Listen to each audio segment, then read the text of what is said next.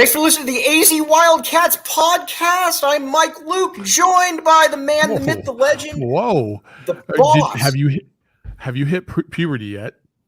I don't know. I felt very good about that, Saul. You had a high-pitched voice right there, Mike. You were like, oh, welcome to the AZ Wildcats podcast, everybody. Well, we got to be honest, though. Anytime we get the GM, the head man on here, Saul, I'm going to be excited. Do you blame me? Yes. Come on. Nobody gets excited to see me. Usually when I come around, it's probably bad news. So all right. We got a lot to get to this show. We're going to talk about, obviously, Arizona, what to expect this year one in the Pac-12, or last year in the Pac-12, year one in the Big 12 after that. And then we're going to talk a little bit about Arizona basketball in Jerusalem. But first, Saul, it has been a week since it became official that Arizona is in the Big 12. Are you any less excited? Hell no. I'm so excited, man. I'm so excited about this. Listen, I think there's a couple things that I have not had an opportunity to talk about, and now I get the forum to do it. So thank you, Mike. First, Arizona going to the Big 12. I can't even state how much of an impact Big 12 fans are going to have on Arizona fans, and to another degree, ASU fans. I think when your stadium is consistently packed with the opposing fan base, you're going to do something about it. Right. And I think in football terms, that's something that could be a very real possibility if fans don't show. So if fans have been showing up of late, the team is getting better. More fans are showing up. Kudos to Arizona fans for doing that. But I think that this is just going to accelerate that process a little quicker, especially when you hit next year and you're playing Kansas State at home, and all of a sudden you have EMA coming to town. And I'll never forget that. Listen, that's the first thing that I will say is I'm so excited about that. And then you talk about the basketball stuff and everything. It just seems like Arizona is such a Big 12 team already. It feels right. So I feel like we're kind of home. All right, Jacob Franklin, if you could pull up this picture of Saul Bookman's days when he was at Kansas State again, just to remind people that Saul Bookman has deep roots in Kansas City. Saul Bookman, at this point when you were at Kansas State, what did you think about Big 12 folks? I loved them. Dude, I loved them. My first experience with K-State was going to Bill Snyder Stadium, and it was newly renovated at the time, and they were building like the south end zone or north end zone, one of the two, opposite the big screen. And 20,000 people in the town. When I moved there in June, there was barely anybody there. There's one road that goes you through Manhattan, Kansas, that takes you through Manhattan, Kansas. And game day happened, and I showed up, and I was working for the athletic department at the time, and I could not believe that they had sold out this stadium of 67,000. Like, what are we doing here? Like, this is Big 12 football. This is like what I've heard about. Like, it was amazing. It was amazing. And so that was my first experience, and everything. The people in Manhattan, I went to a KU game, basketball game, electric as hell. Like, I'm a big fan of Big 12 basketball, football. Like, I just think that this is gonna be fun. This is gonna be fun as hell, man. All right, I do have, and I've been beat up a little bit by Arizona fans, and I don't care because I'm going to stand on principle right here. But first, also, I do apologize to our Big 12 fans. I need to start putting Pacific time zone on the 12:30 tweets. I do apologize for that. A couple people that have called me on that. I deservedly got beat up for that. I do apologize. All right, Saul. Arizona fans are complaining about the Pac-12 tournament being in not coming to Las Vegas. I understand it. I love going to the Pac-12 tournament. You love going to the Pac-12 tournament. But come on, guys. This is not something that we should be complaining about right now, in my opinion. You would disagree. Time out. I get the gripe. Like, listen, I love Kansas City. Kansas City is one of my favorite cities. So if there was a plan B, then Kansas City's fine. They got the best barbecue you'll ever come across. The city is beautiful. It's fantastic. There's plenty to do there. It's a fun city. Like, I get it. Like, it's cool. Keep it there. But I do think at some point we do have to have a discussion to make it a little easier for travel for all the teams, as opposed to just basically putting it right in Kansas's backyard, literally right up the road from Kansas. Like, I'm surprised that it has been in Kansas City. I know that's the hub of the Big 12, but like, I think at some point maybe you rotate it To Vegas would not be a bad option. Dallas would not be a bad option. And then Kansas City, like you rotate the three. I think that would be reasonable because you do have some West Coast teams, and you might incorporate a few more down the road, including Gonzaga or San Diego State. Like you never know. So why not go that way? All right. Well, I'm going to say that I think we should get into the conference first, and then let's feel our way around. And keep in mind, it's booked in there until 2027. Then we can maybe start talking about it a little bit. I just don't want to come in here right now into someone else's house and demand something else, Saul Bookman. You invited me in the house. I did invite you in the house, and that's why we got the goat. That's why we got the goat in here. Hey, if you want me to come in the house and help pay rent, well, damn it, I'm gonna make some accommodations for myself too. I'm just saying. All right, let's talk a little bit about Arizona football here. Just coming back from practice, Saul, I have huge expectations for this program over the next year or two. I mean, and huge is relative. Bowl game this year, and then I think you're going to be even better next year. This is a really, really talented team. And Jacob Franklin, if you could pull up the returning skill position pass catchers on here, I'd like to talk about this a little bit. It's very rare, Saul, that you have guys coming back like a T-Mac right there, 5-star wide receiver, a Jacob Cowing, numbers speak for himself. By the way, Jacob Cowing from Maricopa, Arizona, Tanner McLaughlin. This is a loaded returning wide receiving core, and you add in Montana Lamonius Craig, easily the best name on the team, ex-4-star guy from Colorado. There's a lot to work with here, and it feels weird that Arizona's got a wide receiving core that pretty much stacks up with anybody in the country.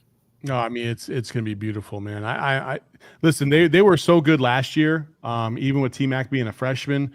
They're going to be electric this year, no doubt about it. I think one of the things that I'm really looking forward to is just the blend of you have a solid tight end, you have the wide receivers, then you also have your tailback who's a Doak Walker Award. It's preseason, so like I'm excited about what the Wildcats are going to do. I think more importantly, I just really want them to take that next step in physicality is the thing that I'm really looking forward to. Like, I really want to see how much bigger they've all gotten because it just felt like for like a decade plus, we just had tweeners at every single position. It felt like, especially on the defensive front.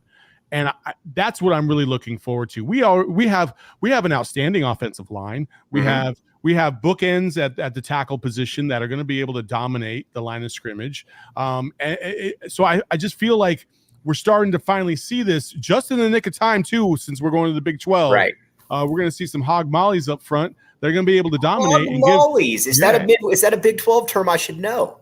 The first time I ever heard that was the Washington Redskins, like the hogs. Oh, the hogs. I got you. All right. Yeah. So I think this is going to be fun, and I'm really excited to see what kind of physicality they can bring to the table this year. It was funny. I was talking with Michael Lev from the Arizona Daily Star, who does a great job. And we were talking about offensive linemen today at practice. And he says, when was the last time there was an offensive lineman from the U of A that was considered a possible draft pick? You've got two offensive linemen now in Jonas Savanea and I almost said Jacob Cowing and Jordan Morgan, who are both guys that, especially Savanea, that are going to be first-round picks. It's very rare to see something like that. And it was funny when Lev asked the question, I started thinking, I'm like, man, you got to go back to like 2008. It has been a long time since Arizona has had anything like that. And I think that's what's exciting about all this. Michael Elatis?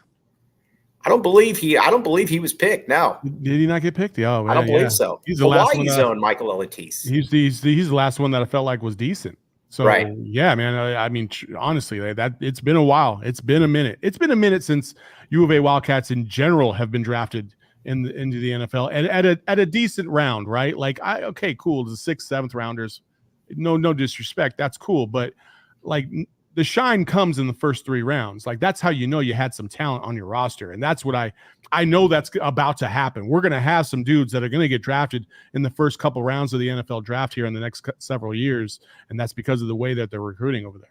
Yeah, and the thing, too, that Jedd Fisch has done is he's done a nice little blend here of getting really highly rated guys like a T-Mac. You got an Elijah Rushing. Arizona, I mean, Saul, you covered this team up close here. Arizona football and 5-star prospects generally don't go hand in hand right here. But he's also done a very good job of getting guys who are a little bit under the radar. We showed it right there. Tanner McLaughlin, NFL tight end potential right there. Jonas Savanea, who, for my opinion, is the best prospect on the team, was a 3-star player. There's a lot of different dudes. Jacob Manu led the team in tackles, all conference potential. I can keep going, but his scouting department, though, has done a really, really good job here. And that's something that I think is unique here, because you've got to be able to scout at a high level. And Jedd Fisch has shown that so far. Yeah, I mean, in multiple ways, right? Even the transfer portal by getting Cowing a year ago, and other dudes, Justin Flo this year. You know, I'm like obviously they were talented already, but schematically maybe they just didn't feel like they fit whatever they were at. And Jacob Cowing is a little bit different because he wanted to go from UTEP to a bigger program, and deservedly so. But you're right, Jedd Fisch's ability and his staff's ability to kind of recognize talent and how it would fit into their own scheme, and then sell them on the scheme that you're trying to get players for, has been impeccable. It's been amazing. And so I'm excited to see that jump. I feel like, so you just got some big time recruits, right? And Williams, and then rushing. Your guy, Damon Williams, who lives basically right down the road from Saul Bookman. Literally right across the street from my house. Phenomenal kid. And actually, this season, I'm actually going to go out to Basha several times to be able to get some insight from the kid. PHNX is going to have boots on the ground there. There you go, baby. Hey, we're statewide. This is how we're going to do it. You're lucky they don't have any prospects in Mare, Arizona, because I'd be up there all the time too. Because they're the Wildcats as well, and they also are navy blue and red. There you go. I mean, it just makes sense. Anyway, so they're able to recruit now at a high level to accommodate the transfer portal. And Jedd Fisch has got something cooking really, really nice here. I actually think that both schools, ASU and U of A, have done a really good job of recruiting locally and across the transfer portal. And you mentioned the Colorado receiver. They've got a Colorado receiver who was the number 1 receiver they had last year that left. So it's just a blend of everything. And I just think U of A is in as good a spot as it has been since probably the Fiesta Bowl year of Rich Rod. Right. We need to talk a little bit too about the importance of the administration and having the backing of that. But first, factor meal kits right here. All right. You look at Saul and you say, wait a second, that guy used to hoop a little bit. You would be right. Saul did hoop a little bit. Saul, you hold a record. Tell people about it. I don't want to tell people about that. I can't keep telling people about it. You got to tell them about it. Saul is the all-time consecutive free throw leader in AIA history. But for athletes like Saul, who, you're working all day, you're also saying, man, I'd like to get a quick meal that tastes good. Factor Meal Kits is here for you. All right, here's the deal. Head to factormeals.com/PHNX Wildcats 50 and use, again, PHNX Wildcats 50 to get 50% off right there. And again, Saul, you can vouch for Factor Meal Kits. This is true. Yeah, it's fantastic. They're delicious. I just had this, I think it was a Chipotle chicken meal the other day. It tasted amazing. I was actually surprised because a lot of times these meals, they come in and you heat them up, and I mean, they're good. They're good. It's a microwave dinner though. Yeah, it's whatever. No, this was it just was really legit. It tasted really great. People here in the office crave them. They love them. So much so that I ended up getting a subscription myself because I loved it so much. So yeah, they're fantastic. They're delicious as hell, and they're healthy for you. And when you put the thing out in Slack about how people need to clean up after themselves, let me ask you this: is it Factor Meal Kits that maybe they're getting a little too excited with? Never. You know why? Because it's all right there in one little package, and you throw the whole thing away. You don't have to worry about sloppy messes outside of that. So there you go. Again, check it out. Factormeals.com. Again, PHNX Wildcats 50 show code to get 50% off right there. That's how cool it is. And Saturday Neon. All right. You look at Mike Luke and you say to yourself, that dude's a dweeb. Go ahead. No, yeah, I say that all the time. Keep going, Mike. All right. First, let me demasculate myself first. All right. You look at Mike Luke and you're like, dude, this guy's a dweeb. I need everything possible, from shady rays to cool things in the back, like that Arizona Wildcat emblem right there. Arizona, I got that from Saturday Neon right there. And again, I'm trying to do everything I can to make myself look cool. This has helped a great deal. It's a conversation starter, especially for dweebs like myself, that I've got to be able to use. So here's the deal. Go to SaturdayNeon.com and use code PHNX for 50% off. And Saul, you want to know the best part about this? You can save yourself money? Free shipping for anything over $200, my Yeah. friend. That's how cool it is right there. But check it out, Saturday Neon. It glows up, all kinds of different lights and everything. So we got a lot of cool comments right now. First of all, Jervis Williams, Jervis. 1,000,000%. We should absolutely do the best barbecue spots in the Big 12 episode. 1,000,000%. That's done. Like, I'm sold on that. I was sold on that. Also, LFG in the comments said hog mollies. And Jacob's going to pull it up on here on the screen. So Hog Mollies was popularized by college football broadcasting legend Keith Jackson. I'm going to do my best Keith Jackson impression. Are you ready for this? I'm ready. Oh, Nelly, big uglies and hog mollies were all Keith Jackson phrases. Did you like that? That's really good. That's better than me rapping Bone Thugs and Harmony, which I've done the last 2 days on the show right there. No surrender. Just handle your business. So can I get a witness? It's good.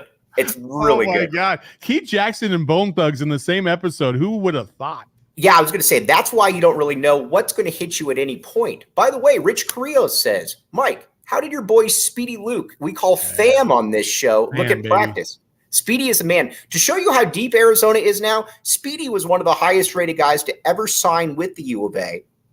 And again, he's a guy that we haven't focused on, but we should focus on. I actually had somebody a while back seriously ask me if I was related to Speedy. And to my knowledge, I am not related to Rayshon Speedy Luke. But we have similar physical we're both about 5'8", 5'9". That's where it ends, though, Saul. I don't believe that we're he's called Speedy for a reason, not Mike. I was not called Speedy. But it's going to be – here's what I want to talk about that for a second. That's a great point, Rich. I don't understand the concept of if you have fast players, I need them returning kicks. I don't care if they're small. I've never understood the argument that, well, they're kind of small, don't want to really put them out there. I need Rayshon Speedy Luke returning kicks because that's his name and that's his game, Saul Bookman. Yeah, no, I agree. But I think they're going to use him versatilely this year. Obviously he got some reps at running back last year in addition to like slot receiver. I would look for more of that this year. I think he is just so versatile, right? You got to look at guys like Darren Sproles from K-State back in the day. K-State? Guys like that. That had that versatility, can do a little bit of punt return, kick return, run out of the backfield, catch from the slot position. Like, Speedy is that dude. Like, he can absolutely do that. And so that I'm excited to see what kind of jump he makes from year 1 to year 2 as well, because I think it's going to be pretty significant. All right. By the way, somebody wants me to go Master P right there. Make him say, na, na, na, na, na, na, na. Hey, you want to hear a crazy story about Master P, Saul? Sure. So he's got 2 kids that are both big-time prospects, and they're in Houston, or they were at up in Phoenix this past year. And Master P walks in there, and I knew it was Master P. Nobody else did, though. He had the big shades on, he had the beanie on, and then I just looked, and I was like, "That's P." And he looked back really quick, like, And he just kept walking. He didn't care who I was, Saul, but I noticed him, and his kid's really good, by the way. That's awesome. That's a great story. No, it is a good story. I don't know where I was going with it, but it's a good story. Okay, here's the deal with their U of A football defense. And I've been saying this from day one. I just need them not to stink this year.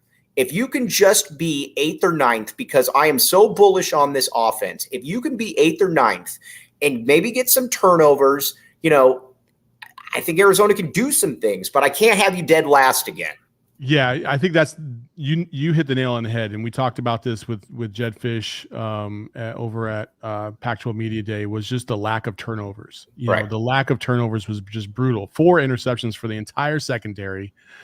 We just got to do better than that overall. And I would say, listen, if you're going to be a bottom tier defense in the Pac-12, right, that last like 4 to 5 in the conference. Well, the way to make up for that is by getting turnovers. And if you're able to get those, that's kind of the equalizer and kind of helps you kind of stay in games and take leads and hold on to leads more importantly. And so that's the biggest thing that I'm looking for. I'm not necessarily looking for them to be a shutdown defense. You probably won't get too many 3 and outs this year. But if you can hold your own, limit drives to like 6 plays or less, and get them to turn the ball over 2 or 3 times a game, then you've done your job for the season, and I'll be happy with that. And then obviously with the new influx of talent that'll come in years to come, you're looking at the reinvention of the Desert Swarm hopefully at some point. But for right now, I will settle for just, hey, listen, a goal for the year should be about 8 to 10 turnovers. 8 to 10 wins. That's what you're predicting. 8 to 10 wins. 8 to 10 wins, yeah, but 8 to 10 turnovers from the secondary. I would like to see interceptions or forced fumbles from the secondary in the 8 to 10 range because they only had 4 last year.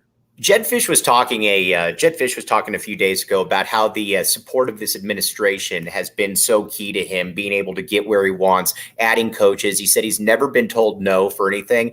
And I think that is an underrated aspect here. Now, again, one of my favorite things is to bash ASU to a certain extent. By the way, check out PHNX Sun Devils right after this show, by the way. Those guys are fantastic. But if we could pull up that quote from Michael Crow here, Jacob Franklin, I'd like to go over this real quickly. Okay.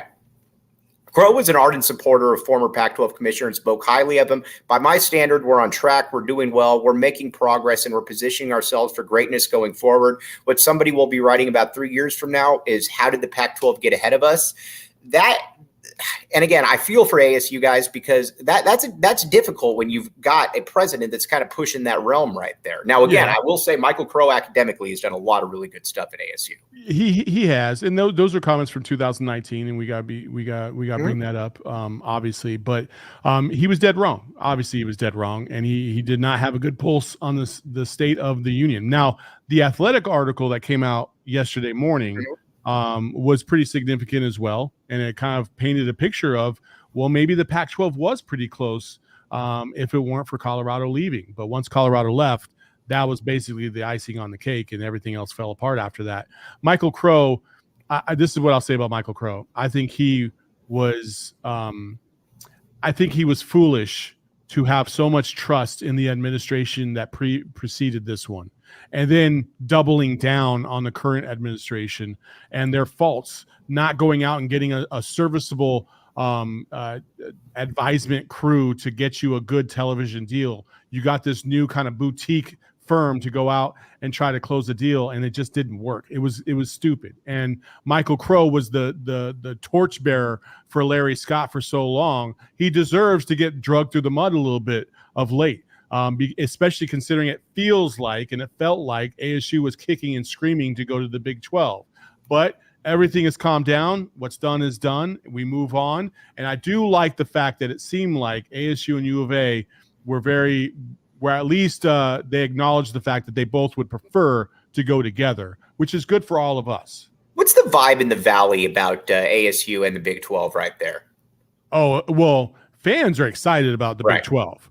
The vibe with Crow and Anderson. Just more so the vibe, just what you see on the ground, though, with people, not necessarily the administration. Oh, the vibe is electric. People are excited about it. It's a change. People like change, and this was a change that needed to happen once USC and UCLA left, because there was nobody you were going to get to replace those two schools. I'm sorry, like it's just not going to happen. So now you replace them with an entire conference of teams that and some of them you've never played before. U of A's never played Central Florida in football.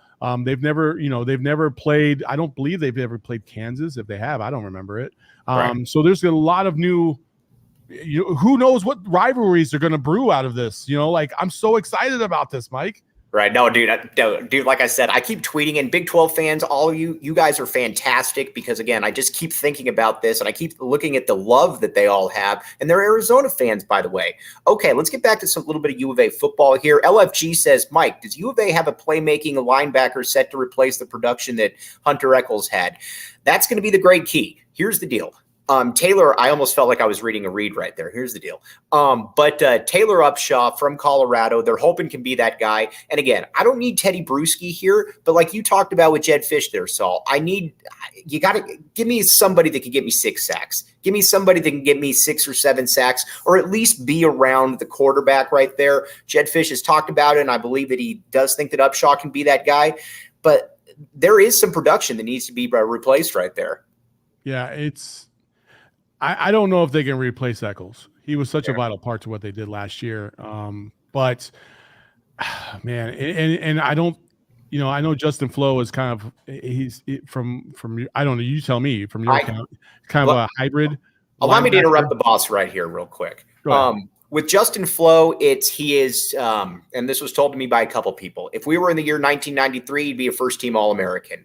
The problem, though, is that he does have some issues in pass coverage. That's why Daniel Haimuli, Washington transfer, has been running with the ones, and Justin Flo has been coming kind of in and out with the ones and the twos. I think he is going to be a little bit more of a positional type guy, time and place, as opposed to just being that player who's in there three downs. I don't necessarily see that, and I don't know that the coaching staff necessarily sees that. Is that mostly because of his size? No, it's just because he has a difficult time in pass coverage. He's just really stiff in the hips, or what? Yeah, and that's the problem. He's had a little bit of a difficult time bringing that up, and the problem is when you're in the Pac-12, look how many quarterbacks you have here. Look how many passing games, from Caleb Williams to Michael Penix to our guy Trenton Bourguet at ASU right there, and Jalen Conyers, your guy as well. I mean, you got a lot of tight ends, you got a lot of passing games, and you got to have something right there, and that's been something that Arizona still is kind of lacking, but he's still going to be a good guy, though, I think, to have, for sure. Yeah, for sure. No, I mean, I agree. Like, again, I just think that we're still learning a lot about some of these guys. It was hard to go from, I can't remember the defensive coordinator's name the first year. Don Brown. Love Don Brown. Like, I feel like if Don Brown was still here, this defense would be much better than it actually is. And I know a lot of people were clamoring for the current DC's job to be taken last year after it was so porous. But right. I just think that there's a lot of development that needed to happen. Also, like, let's be real, like, there was a lot of strength and conditioning that needed to happen with that entire unit. That entire side of the ball needed to get bigger, stronger, faster. And I think they've done that in the offseason. So we'll see how it goes in the linebackers. All right, over or under right now, if you were going to go on to BetMGM, and this isn't even a read right here, but if you were to go on to BetMGM, the over-under is 5 wins. Saul Bookman, I say take the over at the U of A. We're going bowling this year, my friend, and I don't care where we're going bowling. We're going bowling. 1,000,000% you take the over. There's right. You're going to get 2 out of the 3 in the non-conference play. Right. So you're talking about 4 more in conference play. I think they can get 4 more wins out of 9 teams for sure. Right. Okay. Now, and I'm gonna just say it right now, they're gonna upset Mississippi State. I thank you for saying that, because I was just gonna say, am I being total fanboy saying maybe 3-0 out of conference, maybe 3-0? It's gonna be tough, because I believe that's the first home game that Mississippi State's gonna have after Mike Leach has passed. Right. So there's going to be emotions, and that might be a buzzsaw, but they could also come out flat just because of everything that's going into that game. So I'm going to hammer the over, and I'm going to hammer that game. I think the Wildcats have a good chance to win that game. All right, let's talk about a little bit of the move to the Big 12. Stick it to the SEC again, because they're always overrated. Yeah, they are. You got the two. I'll give you 2 teams at the top and 2-3 teams at the top. But then when people try to come at me with how good Kentucky is, no, I don't want to hear any of that nonsense. That's my point. Like, I'll give you the Georgias and the Alabama's, and even the LSU's. But after that, like, just stop. Yes, I don't really care about any of that. Like I said, Kentucky does nothing for me. I don't care about trying to think here. I keep having to hear about Ole Miss, whatever, dude. None of that does anything for me. Big 12 football, though, on the other hand, I know it's not the best conference, but I'll tell you what, this is going to be wildly fun, though. This conference is fantastic, and I think it's quite underrated, to be honest with you. Give you an idea. Baylor, 3 top 12 finishes in the last 12 years, 3 different coaches. TCU, I don't know if I told you this or not. It's a fun stat. In the last 20 years, how many top 10 finishes? 6. Nope. Top 10 finishes in the last 20 years? Mm-hmm. Oh, I will go with 8. And that's why you run PHNX right there, Saul. You're exactly right. You're saying the last 10 years, so that's my bad. Yeah, no, exactly. But so you got TCU there. Oklahoma State under Mike Van Gundy over Mike Gundy is always fun. You're bringing in Cincinnati, which is a year or 2 years removed from being in the college football playoffs. You're bringing in Houston as well. Oh, by the way, Utah in here as well. You got BYU. Kansas State, your Kansas State with Chris Kleiman right there, North Dakota State, great coach.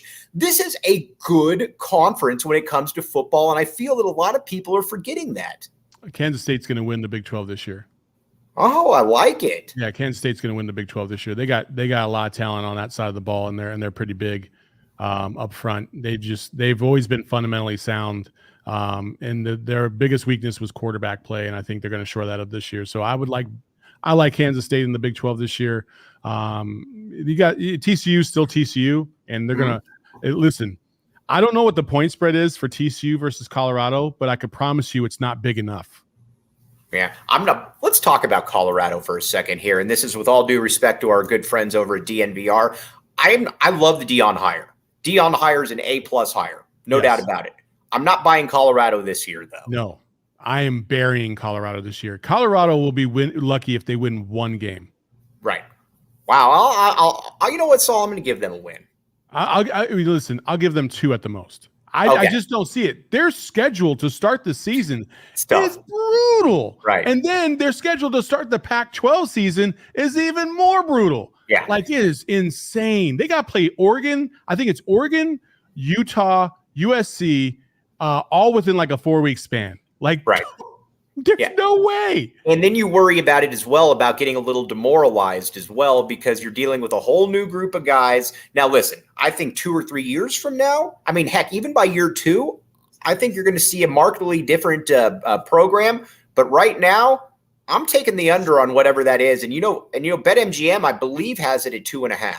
I will say this: Shedeur Sanders is a good athlete. He's a good player. I'm really interested to see how he's going to fare week 1 against TCU, because it could be like, oh shit, okay, Shedeur can really play, right. Or should have stayed at Jackson State, buddy, because this is not it for you. Like, I don't know what to expect. It's interesting too when you get some of the players from the HBCUs. You got a lot of times you just got to go with eye test. Like Steve McNair, when he was at Alcorn State, you could kind of tell that Steve McNair was the goods. You knew that Steve McNair, there was a reason that he was picked there. Sanders is fascinating to me, though, because he looks the part. He's got a pretty good arm. He was a 4-star kid out of Texas. But like you said, small. Was that? He's small. Yeah. He's smaller. Like, I was surprised that I was taller than him. Like, well, how tall are you, Saul? 6'3"? I'm 6'2", but he was a little shorter than me, and he was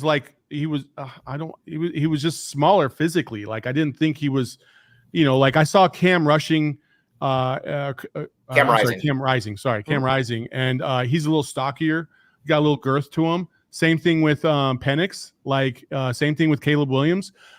Shedeur was not like that. He was much skinnier, a little more frail, I would say. Not frail, because I don't think he's like, here's the best way that I can put it. He probably needs a few of the Factor meal kits with the high protein in it. Boom. There you go. By the way, Saul, I told you about OG's. OG's is only the best edible brand that you can find. Also, it originated in Tucson, by the way. Didn't know if you knew that or not. Oh, I'm stealing that from you. OGsbrands.com. You can just go to OGsbrands.com to check out the closest dispensary to you. They have the fruits, they got the creams, and they have my favorite gummy, which is the Happy Balance, because sometimes you just need a little happy balance in your life. A 1-to-1 CBD to THC ratio, and it's a strawberry and creams flavor. And they also have a special edition pink lemonade. Go check them all out by going to OGsbrands.com. And Mike, remember, you must be 21 or older to enjoy. Saul, it's almost like you've done this read before. That was incredibly impressive. Yeah, a few times. All right. Now, I also got to tell you about Shady Rays here, and I do apologize because I put that in the wrong slot right here. I do apologize. Jacob Franklin, you can yell at me in a second. But Shady Rays. Now, again, like we talked about, I'm not cool. One thing, though, that I need is cool sunglasses, and I have those. I have 2 different pairs of Shady Rays right now, and like I said, I've had people ask me, say, Mike, where'd you get those sunglasses? And I always say, glad you asked. These are Shady Rays right here. And the great thing about Shady Rays, though, too, is they come in all different kinds. That's what Saul Bookman. What are your Shady Rays? Mine are like some black aviators. They're pretty sweet. But listen, like, all you would have to do, folks, is if you want to save some money on some Shady Rays, because that's what you could do. You can get some designer style glasses for really, really cheap. If you buy 2 pairs or more and you use promo code PHNX, guess how much you're going to save? Up to 50%. So you can get the shades that over 250,000 people gave 5-star reviews to by going to shadyrays.com and get yourself a pair today. I've also got a little bit of a part that I like to add to it. They talked about the polarized sunglasses. They are polarized, not polarizing, because everybody likes them.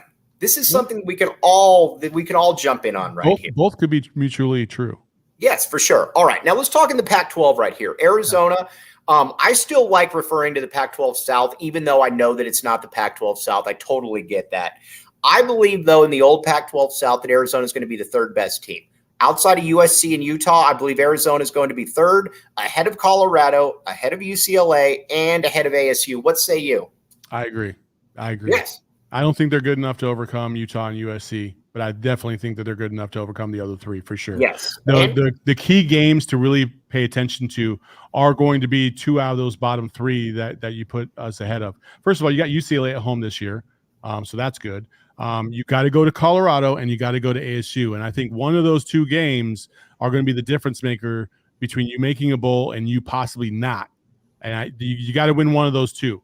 I think you should win in Colorado, but Colorado has proven to be a kind of a difficult place from time to time for the Wildcats to play in. The last time that they won handily in Colorado was Khalil Tate going crazy out there. Yeah. But before that and after that, it's been kind of tough sledding from time to time. So I think that's going to be a tough game no matter what. And they're going to sell out that stadium because of Dion and company. And then obviously the rivalry game with ASU. Who knows where ASU is going to be? They could be right where Arizona is, and we could be talking about a bowl bid on the line for one school or the other, or ASU could fall apart and realize that they still have a long way to go. Who knows? So, all right. By the way, how cool is this? Back the A right here. Bearer 520 down. Get those polarizing sunglasses and go to Circle K and grab yourself a Polar Pop. That is why we're talking about this is a movement by the people for the people, and it is taking over the Southwest. Shady Rays while you're getting your Polar Pop. I love it. Dude, that's what you got to do. All right. So let's talk. I wanted to transition over a little bit here, just a little bit of U of A basketball as well, because they are going, obviously, in the Big 12. It's a basketball school. They're in Jerusalem. Right now, when you look at tiers Jacob Franklin, are you able to pull up that tiers chart again that we've been using all week? Because that would be fantastic. We can get the big dogs' take on this as well. And but I will say I will fill time in the meantime. But Kansas is obviously at the apex of the conference. But then you got about three programs right there that are like right there, in my opinion: Baylor, Arizona, and Houston. That is as good a quartet as there is in all of college basketball, Saul. Yeah, I mean, you're not saying anything that's wrong at all. Like Thanks. it's. I mean, I would agree with that. I mean, KU's KU. You said Baylor, Houston, and who? I said Baylor, Houston, and Arizona, I believe, are in that second tier right there, with Kansas obviously at the top. Okay, interesting. Yeah, I mean, I'll give it to KU because they've won national championships. They've gone to the Final Four. They're an elite program. We haven't seen that for a little while, so I get that. Baylor, Houston, us, I could live with that as well. And then the tier below, I'd probably have K-State, Texas Tech. That's probably about it. All right. So you got what about TCU though? TCU's been pretty solid under Jamie Dixon. They almost beat us in the tournament 2 years ago. If some butts were candy and nuts, then every day would be Christmas, man. Who gives a shit about what almost? Nobody almost. We almost got to the Final Four 3 or 4 different times, and we almost didn't. So this is true. So I don't really care about almost. TCU, I mean, they're okay. I would probably put them in the third tier because I still feel like they need to make a run. They need to make a run. So I would put them in the B tier. Okay, now Iowa State's a little interesting right here because when Saul Bookman and I were growing up, you had Marcus Fizer and Jamal Tinsley running the show there. Yeah, my boy Thomas Watkins used to play for Iowa State, who used to play at South Mountain. I was going to say South Mountain, right? South Mountain High School, went to Mesa Community College. He was a big baller out there too. Didn't get a lot of run at Iowa State, but he was on the team, so that was good for him. Dude, I always tell people this when somebody tries to tell me, oh, they're a scrub, this and that. If you have a Division I Power 5 scholarship, you are a good basketball player, period. There's no way around it. All right, Cincinnati. Let's talk a little bit about the Bearcats. Bearcats are a 2-coach school. Obviously, Bobby Huggins, Mick Cronin. I like the job Wes Miller's done there. Where do you put Cincinnati? I put them on that B tier as well. I think Cincinnati's right there. I think in that A tier you have Kansas State. We talked about that. Texas Tech, talked about that. And then that B tier you have TCU, Cincinnati. I would probably put Iowa State in that tier as well. Like teams that will show you a flash every now and then, but they're not really consistent enough to be in that elite status. I want to put Oklahoma State there too, but I'm not going to. I'm going to put Oklahoma State and ASU and Utah all on the C line. Oh, you're being generous there, Saul. Yeah, I'm going to put them all in the C line along with West Virginia. And actually, we're going to move ASU down to that D line. Yes, there we go. That's what we like. Along with Colorado, because they forever should be in the bottom tier of everything. And then UCF and BYU, I'll put them in that D line as well. They're okay programs that show you flashes every now and then, but they're usually pretty mid. What do we think about Arizona playing Kirk Kriisa here possibly in a year? I bet that's a little of an unfolding event that he didn't see happening. Oh, will he be there? Yeah. He's still got 2 years. He's still got 2 years? Well, listen, because Kylan Boswell will be there too, and I promise you, Kirk Kriisa don't want any of that smoke. Right. That's what I like to see there. I still love Kerr. But just not that game. Let's talk about Bobby Hurley here for a second. I actually like Bob. First of all, Bobby Hurley is a really good dude. I've actually talked with Bobby Hurley twice. And each time he was very nice. But I've heard, Saul, you like that. But he's in an interesting spot here because I think he's not a great X's and O's coach, but overall, I think he's done a decent job at ASU. They're always in the play-in game, which I think you take at ASU. But this is about to be a massive step up in competition here for the Sun Devils in the Big 12. How do you see that? How do you see it unfolding for ASU in the Big 12? Man, I don't think it's going to be good. Yeah. I don't think it's going to be good because you can get away with it. The thing about ASU is they get up for the big games for the most part, right? They played Kansas very well, so you got to give them credit. They beat Kansas twice. I mean, right. Like nobody else has done that. So and they're always good out the gate. And they're always good out the gate, and they play U of A tough, like they do. They play UCLA tough, even though they haven't beat them. They play them tough.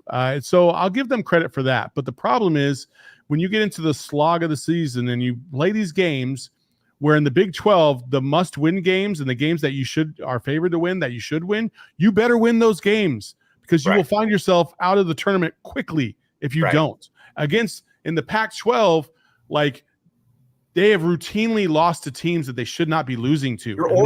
You beat Oregon and then you lose to Oregon State. Exactly. They completely kill themselves every single year. So I don't know how it's going to be in the Big 12, but you got to take this too, Mike.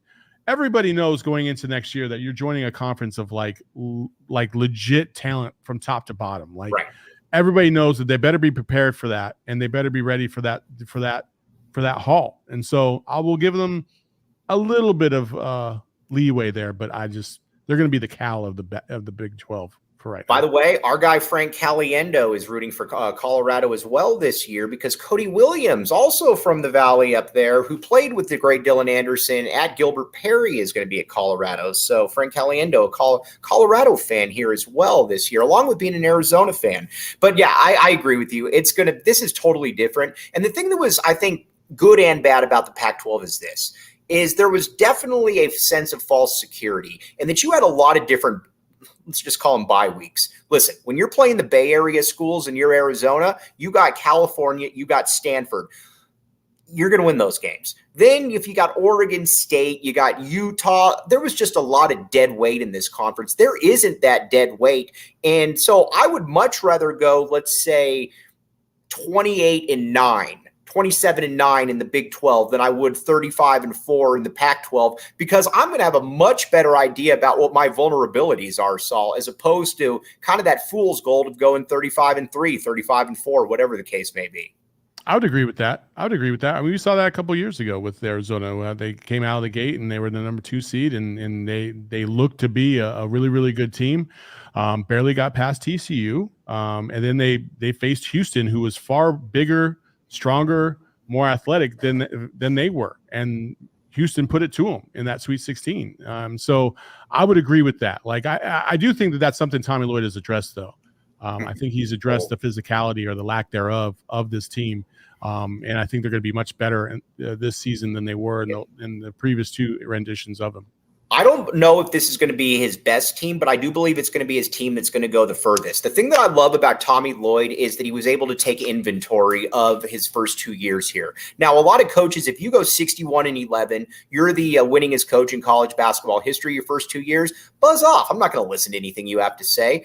He looked at it and he knew, and he said multiple times, we had to get tougher. We had to get more players in here that were embrace the grind. So what happens is you lose a Julius Tabellas, you got Keyshawn Johnson right there, starter man-child from San Diego State. You lose Kurt Creasy, you bring in Jaden Bradley, physical 5-star guard out of Alabama. Then the one that I really love, you bring in Caleb Love, who so many people are down on because of his field goal percentage at North Carolina. But like Doug Gottlieb said, there's a reason for that, because when you don't have an offense and you're just standing there dribbling the ball, defenses can focus on you. That's going to be different at Arizona. And I give Tommy Lloyd a lot of credit because he didn't need to do any of that, Saul. But he did. That's why I give him credit. Oh, yeah. I mean, but he did. Like you said, he didn't need to do any of that. No, he did need to do that. Like he. No, but I'm saying a lot of people. Let me ask you this.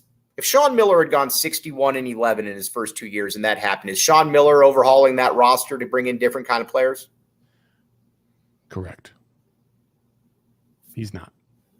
Yes. So, but he did have tendencies to get rid of like the bottom edge of the roster from time to time. But as far as the main pieces, though, I don't know that he's altering that. I mean, Kurt Creasy leaving, that's a significant move. And you replaced him by 2 guys that could legitimately be better than him.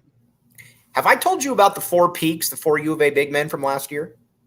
You have multiple times. That's Saul's way of saying, Mike, please tell me more. Here's the deal.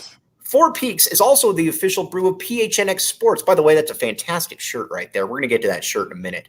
But PHNX Sports official brew is the 4 Peaks. Now, check out 4 Peaks Brew or 4 Peaks Pub to keep up with the latest on Arizona's hometown brewery. Must be 21 years or older to drink 4 Peaks. Please drink responsibly. Again, the movement is nationwide right here with the 4 Peaks Brew and the 4 Peaks, the U of A Big Men, and Illegal Pete's. All right, I can tell you this. Saul lived in Tucson. Saul lived in Phoenix. I can tell you that Saul Bookman has probably had his fair share of Illegal Pete's. You want to know why? Because he's the boss. He knows what he's doing right there. He's been at Illegal Pete's. This is basically your go-to stop this summer. Stop by happy hour, 3 p.m. to 8 p.m. every day at all 12 locations. Illegal Pete's, the go-to spot for burritos, buddies, and beers, and Saul Bookman for 28 years right there. Illegal Pete's, check it out.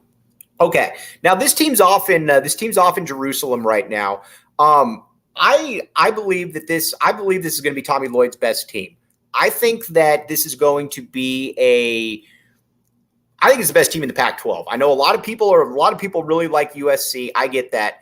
I know some people like UCLA. I think this is going to be the best team, and I think it's going to be a team that's going to be a springboard for what he's going to try to do in the future here, Saul.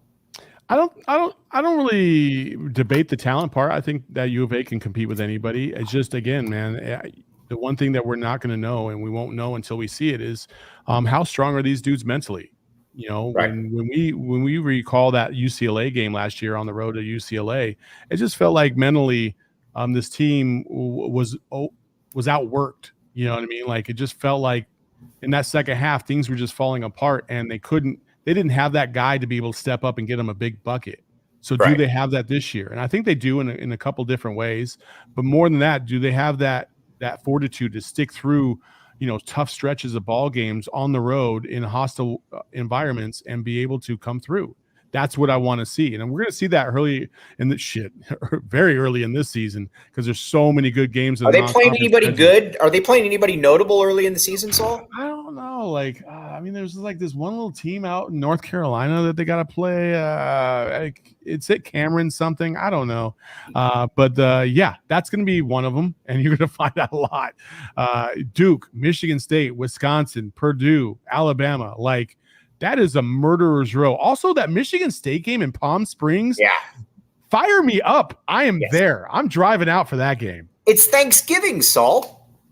Thanksgiving is my favorite holiday. And for me to do it in Palm Springs, watching U of A basketball, what could be better? And you know what's cool about it too, playing those Big Ten teams? Big Ten teams are always good before the real games start. So you're going to be getting good teams there as opposed to the NCAA tournament Big Ten teams, which you hope you can obviously play right there. Forever overrated, the Big Ten. What's that? Forever overrated, the Big Ten. Thank you. All right. By the way, LFG says, I want to hear some more Bone Thugs and Harmony. All right. Here's what I can do for you. Look into my eyes and tell me what it is you see, what it is you see. That's just the chorus right there. I can't keep going on that because I'm going to look stupid. Land the plane, Mike. Let's go. All right, Saul. Before we sign off right here, though, we got to talk about that shirt. We got to talk about where you can get that shirt right there and some of the deals that are going on right here about being a PHNX diehard. Yeah, become a PHNX diehard. You can get yourself a shirt for free just by signing up. $79.99 a year, but you get access to all our merch. You get access to our Discord, our diehard Discord, which Mike is vehemently trying to make a thing. Help me, help you guys. Come on.